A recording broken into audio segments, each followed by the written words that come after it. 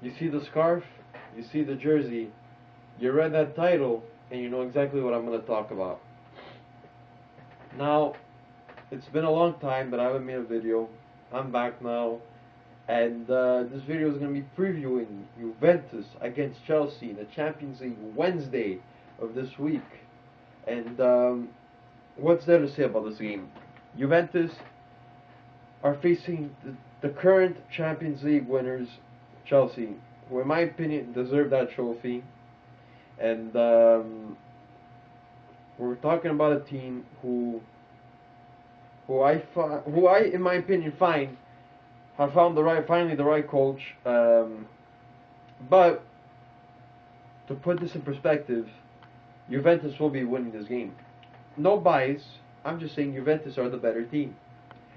You know, I look at these two squads. You know, Juventus are going to be going into this game with a 3-5-2 formation, with obviously Buffon and nets, Chiellini, Bonucci, Barzagli, Asamoah on the left, Marchisio, Pirlo, Vidal, and Lichtsteiner on the right, with Vucinic and Jovinko up top. Then I look at Chelsea, a formation in which I question, in my opinion, a 4-2-3-1 with Hazard in the middle, Mata on the left, Ramirez on the right, and Torres up top. And you know, it kind of surprises me here, because last year we saw Di Matteo's team defending, and that's how they won, by going on the counter, playing the Italian way, you know, catenaccio. And now all of a sudden you're going with an attacking formation.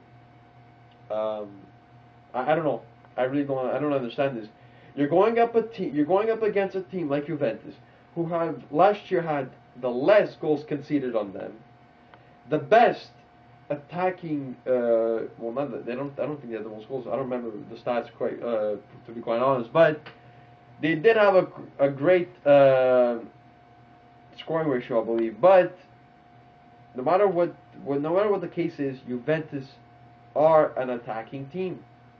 They truly are. I mean, how are you going to go up against a team who has 5 midfielders, you know, who's going to dominate that midfield, which in my opinion, I think is better than what Chelsea has right now.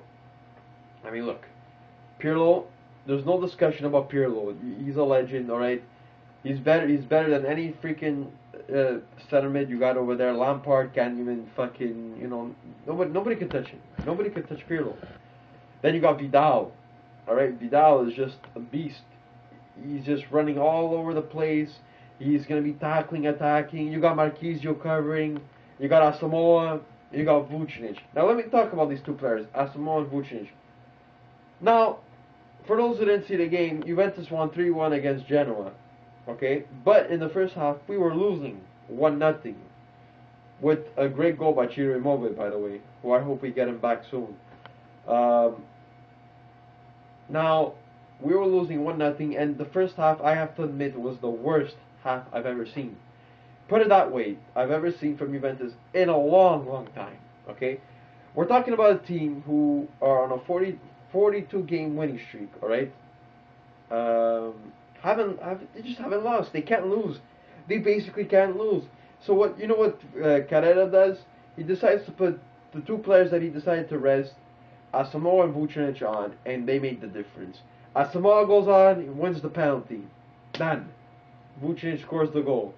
Vucinic assists to Asamoah, and he scores the goal. You know, it's things like this that it's players, I guess, who make the difference. Now I look at the QPR and Chelsea game, a game that maybe some of you might not take seriously. However, it was a derby game. You know, it's two London teams facing off with each other. No matter how good QPR is, or no matter how good Chelsea is, it's always going to be a derby. And it's from that game, I wasn't impressed. I wasn't impressed at all. And I don't know if that's going to be in effect with Wednesday's game, but I do know that Genoa's game for Juventus was mentally.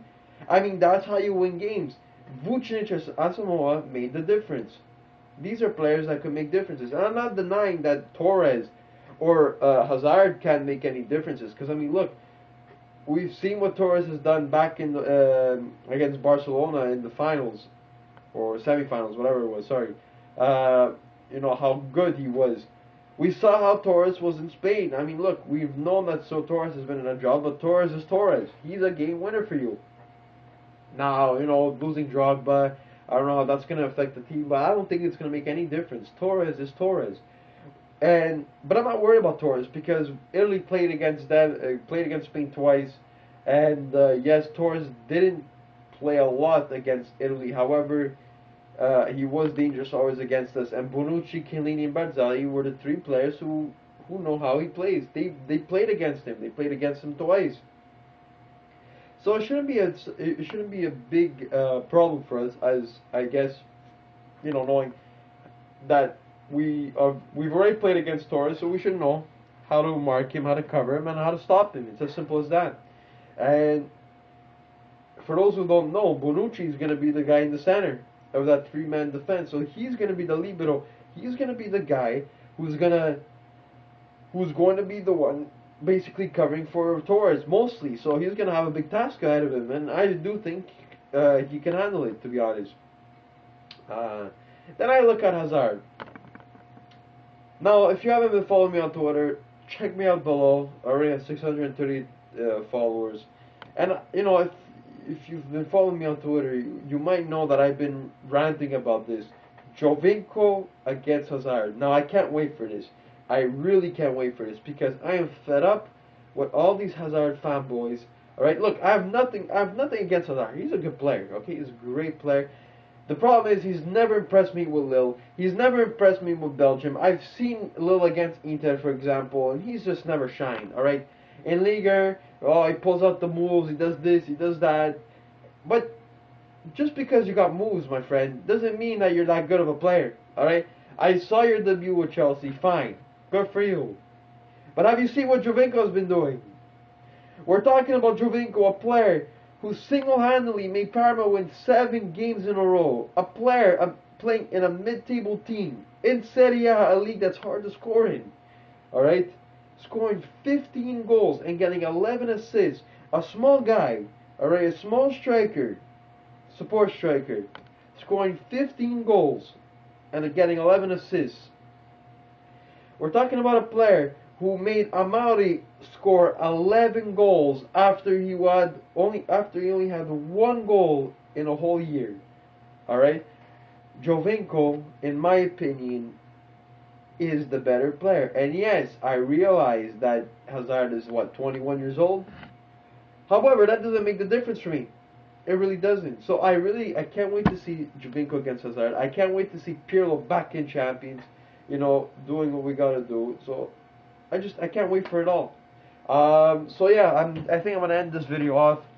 I want to be making another video after Wednesday's game. So hopefully, all the best for us. Forza Juve.